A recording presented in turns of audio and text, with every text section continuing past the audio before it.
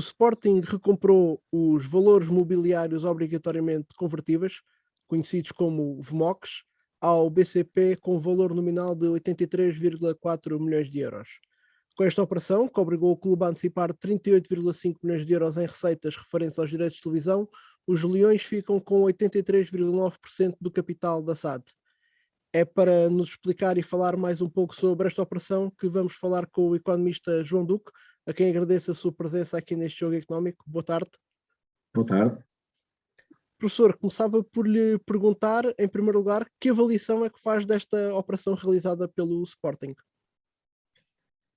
Bem, eu acho que é uma operação que põe de alguma forma uma pedra sobre uma dúvida, que era uma dúvida que inquietava os sócios do clube sobre a propriedade futura da SAD, porque havia o risco digamos, do Sporting, através da sua posição direta e indireta, perder a maioria do capital caso estes VMOC fossem convertidos em ações e essas ações ficassem na mão de quem fosse os titulares. E, portanto, uma vez que o Sporting, ao adquirir estes valores mobiliários obrigatoriamente convertíveis, fica com o direito de ser ele o detentor desses valores mobiliários a emitir, isto é, as ações que vão ser emitidas na sequência do término, digamos, do vencimento da vida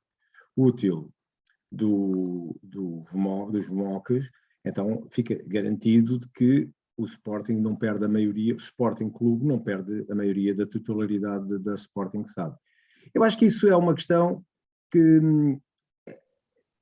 apesar das pessoas olharem muito para os clubes, para os resultados de futebol, mas os sócios dos clubes, particularmente aqueles sócios mais antigos, que têm uma perspectiva um bocadinho diferente sobre o clube, incomodava-os. Eu acho que os incomodava este sentimento de alguma angústia de se o Sporting era ou não capaz de readquirir, ter capacidade para readquirir esses VMOCs. Bom, feito o negócio, agora há uma tranquilidade grande. E, portanto, nesse sentido, eu acho que é uma operação que, desse ponto de vista, acalma essas dúvidas. Do ponto de vista financeiro, há sempre duas perspectivas. A perspectiva do banco ou dos credores, a perspectiva das entidades que foram financiadas, não diria tanto da SAD, porque quem comprou foi o clube. Portanto, a SAD é financiada com uma emissão de uns títulos, estes títulos ficam na propriedade de um banco que depois os cede a uma outra entidade que não é SAD.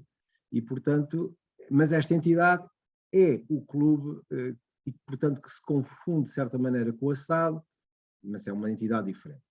Portanto, há sempre duas perspectivas no negócio. Mas eu devo chamar a atenção para isto. Quando se faz um negócio entre duas partes que são informadas e que estão livres, o resultado do negócio é suposto ser o melhor para os dois, porque senão não se fazia. E, portanto, e o melhor para os dois é uma conjunção de várias coisas. É a conjunção do momento e das condições do contrato. E, portanto, eu diria que se nós estamos em presença de duas partes informadas e livres de negociar, e se chegaram a acordo sobre o preço e o momento de fazer a operação, eu diria que foi um negócio bom para os dois. Independentemente de, ao fazermos as contas, podermos chegar à conclusão que, em termos nominais, um é favorecido, o outro é desfavorecido, mas nestas contas há muitas variáveis e há muitas maneiras diferentes de fazer as contas. Mas eu diria que, como digo, se isto resulta de um negócio livre entre duas partes que estão informadas e que estão livres, então, supostamente, ele tem que ser bom para os dois. É como comprar e vender uma casa. A pessoa pode sempre dizer que, bom, se eu tivesse esperado mais tempo, mais tarde, bom, eu se calhar podia ter vendido noutras condições. Quer dizer, há sempre uns ses, mas, de facto, são duas partes que estão informadas, que estão livres, estão absolutamente livres de fazer ou não fazer. Não há ninguém a pressionar no sentido do senhor tem que se desfazer imediatamente. Se bem que há uma pressão grande também por parte na banca para se desfazer de algumas posições. Mas, independentemente disso, e porque isto eram títulos de dívida, eu diria que enfim, neste momento, eu diria que não há assim uma pressão, diria eu, não conhecendo exatamente quais são os detalhes da pressão que existem sobre o banco, o BCP, eu diria que considero que o BCP era uma entidade livre de transmitir ou não agora os valores por aquele preço. E, portanto, se chegaram a acordo, eles devem ter achado que fazia mais sentido vender já por aquele preço, mesmo que nominalmente perdessem aparentemente bastante dinheiro. Para o Sporting, é interessante, é muito interessante, eu diria que é muito bom, tendo em conta os valores envolvidos, tendo em conta uma dívida que se dissipa e tendo em conta aquilo que eu já disse que eu acho que era importante para o clube, que era dissipar de vez, perante os sócios, a dúvida da propriedade da SAD. E vencendo estes mocks apenas em 2026, havia necessidade do Sporting em avançar já com esta operação, lá está, não só para dissipar todas essas dúvidas perante os sócios, mas também por razões financeiras? Não havia necessidade e, portanto, diria que havia bastante tempo ainda para as negociar. Provavelmente o Sporting aproveitou aqui uma boa oportunidade para, tendo a possibilidade de ser libertado alguma tesouraria significativa, e, portanto, com uma folga que tenha havido e uma gestão financeira do clube, eu diria que, tendo havido esta folga, é interessante, foi um momento interessante para fazer esta operação. Repare-se, o Sporting tem sofrido grandes dificuldades financeiras, não é? Mas fez recentemente uma emissão de obrigações, teve uma participação na Liga dos Campeões, não é? E isso significa bastante dinheiro, e tem aqui a expectativa de novos direitos televisivos, não é? Estas três fontes de financiamento são importantes. Também se desfez, eu não acompanho, francamente não acompanho a vida do futebol nas transferências, etc., mas também fez algumas transferências que terão rendido algum dinheiro, não terá pago muito significativamente por os jogadores que tem adquirido, aliás, porque muitos, e isso é uma questão importante, o Sporting começou a usar muitos dos seus jovens talentos criados nas suas escolas, e isso é a fonte mais adequada para equipas como as portuguesas, que fornecem jogadores de bom nível, de excelente nível, ao mercado onde se concentra a grande publicidade, a grande atração e as grandes receitas do futebol, e, portanto, o Sporting está a fazer uma gestão adequada. Tendo em conta esses aspectos, se calhar foi um momento certo, um momento bom. É claro que, eu também vou confessar, eu também não sou um ingênuo a pensar que o Sporting fez isto apenas olhar para as questões estritamente financeiras.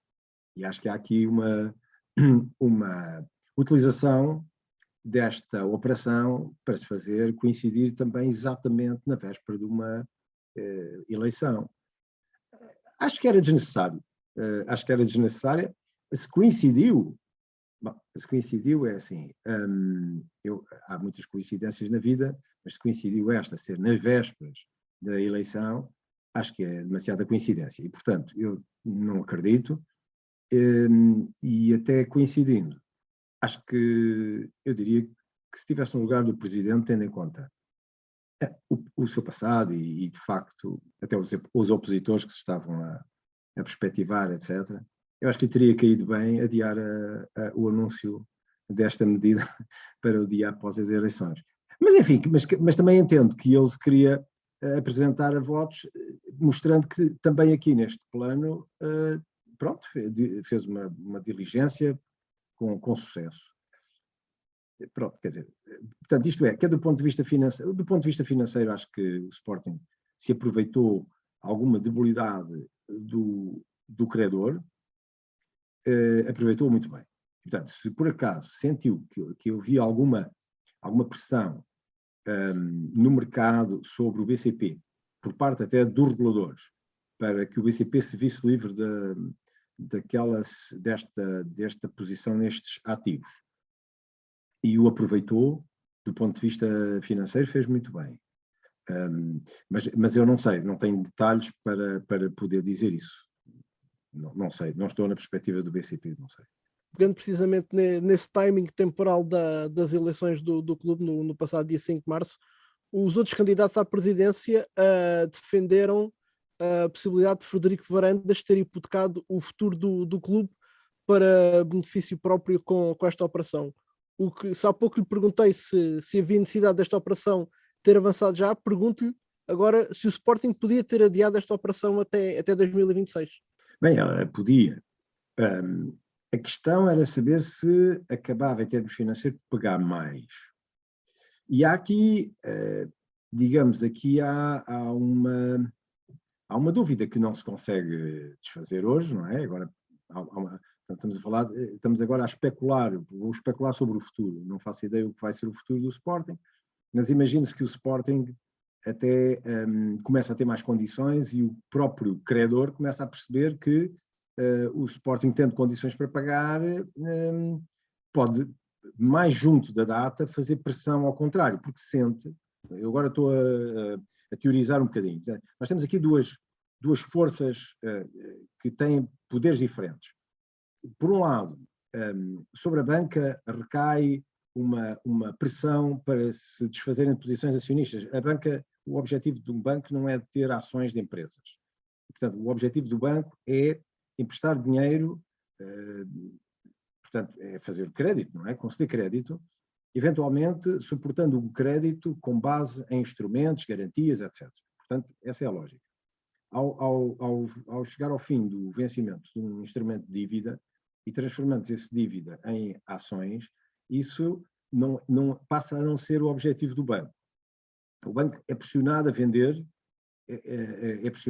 essas posições, porque essas posições são muito caras. Nem sei se pode tê-las, mas mesmo que as tenha, em termos de consumo de capital próprio, é elevadíssimo e não tem interesse. O banco não tem interesse, tipicamente, nestas posições.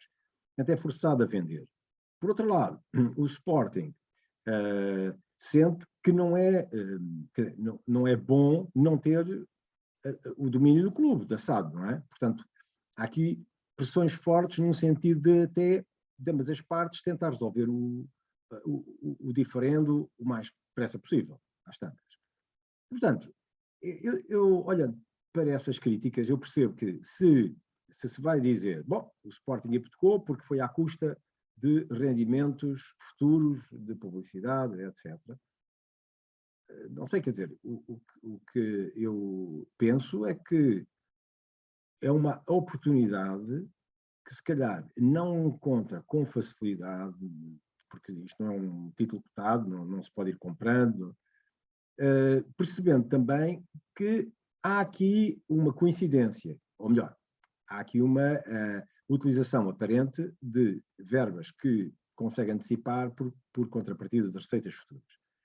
Bom, mas isso, lá está, é o aspecto negativo do aspecto positivo que eu já disse, que é a reconquista a um preço que eu acho que é, do ponto de vista do Sporting, muito interessante, e antecipando e dissipando já quaisquer dúvidas sobre o futuro. E mais, o Sporting até fica com alguma margem.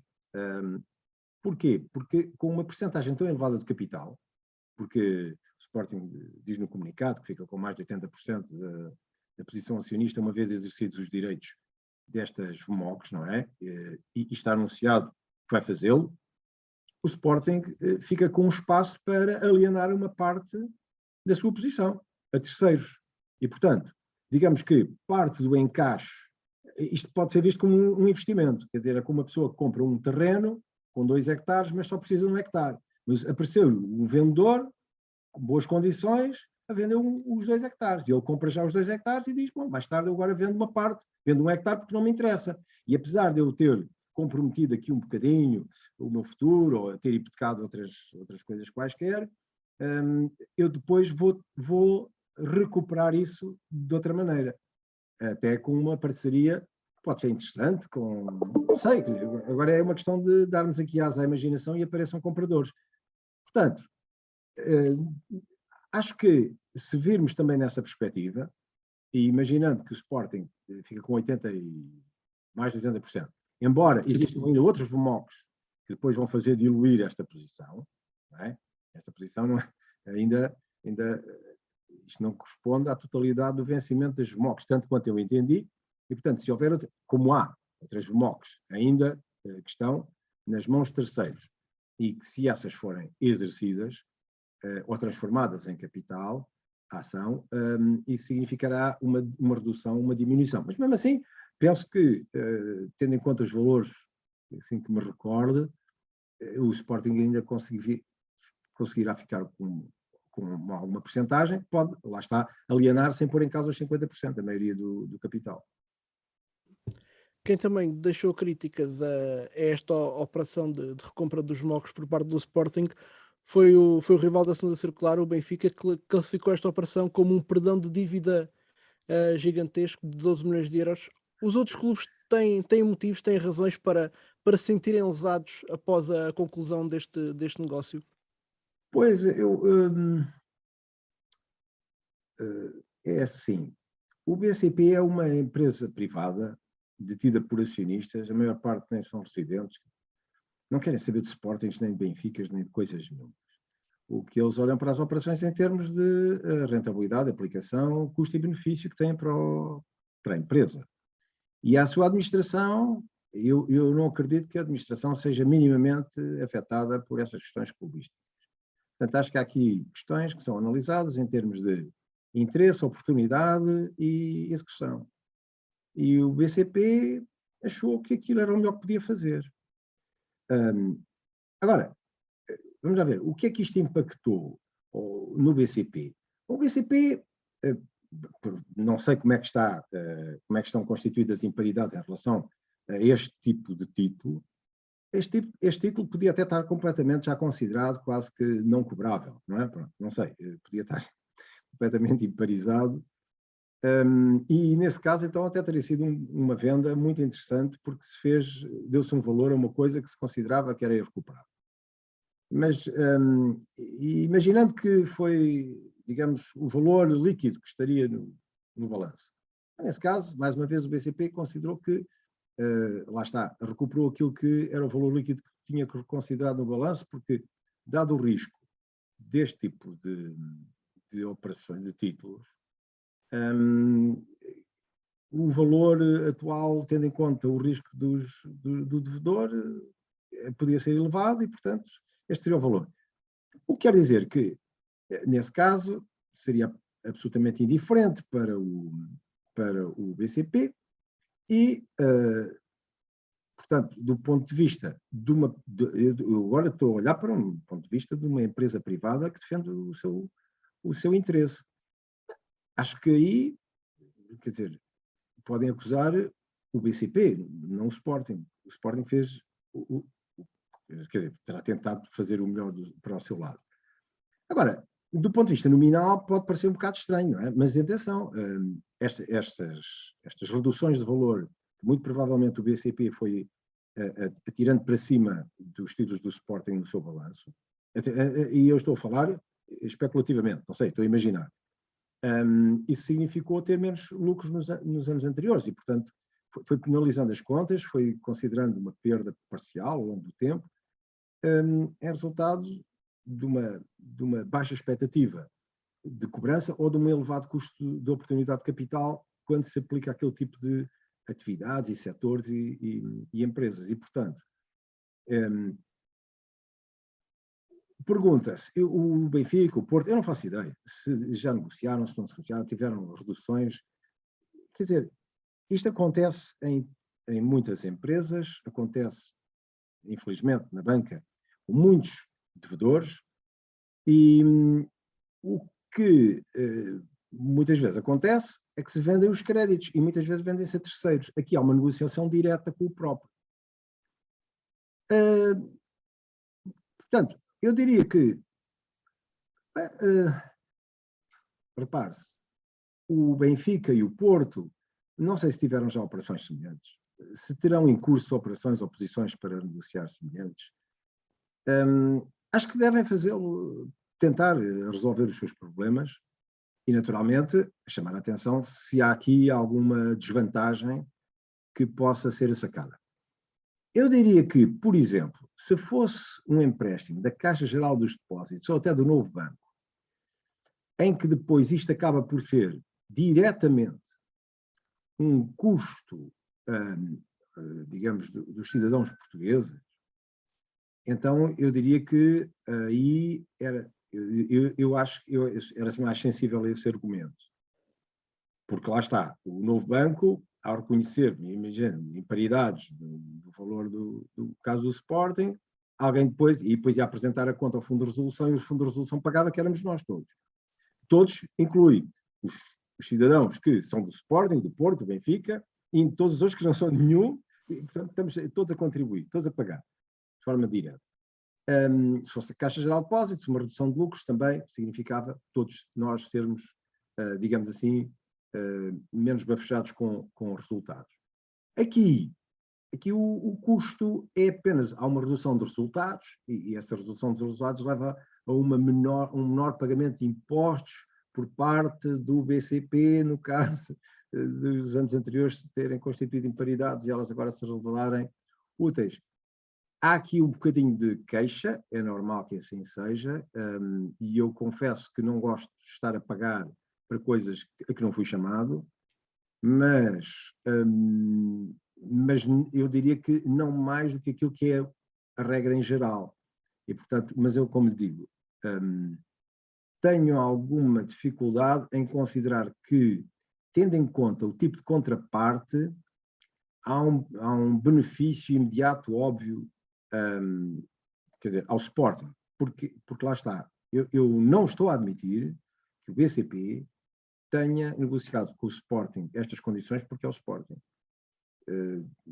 Fosse uma empresa qualquer de outra natureza, negociaria na base, como aliás o BCP tem outros casos conhecidos na praça, estou-me a recordar aquele negócio que envolve a Praça Torres de Campo Pequeno, que também é digamos, é um nó górdio do BCP, e que, lá está, não é por facto de gostarem de Torres, não gostarem de Torres, não, é porque a administração do BCP, disso eu não tenho grandes dúvidas, olha para os números, esquecendo, digamos assim, essa coisa dos clubes. Se o Benfica aproveita a oportunidade ao Porto, terem uma dívida em relação ao BCP e que quiserem negociar, olha, eu, para mim, acho que eles têm todo o direito e até o dever de o fazer. Professor João Duque, mais uma vez obrigado pela sua presença neste jogo económico. Certamente voltaremos a falar numa próxima oportunidade.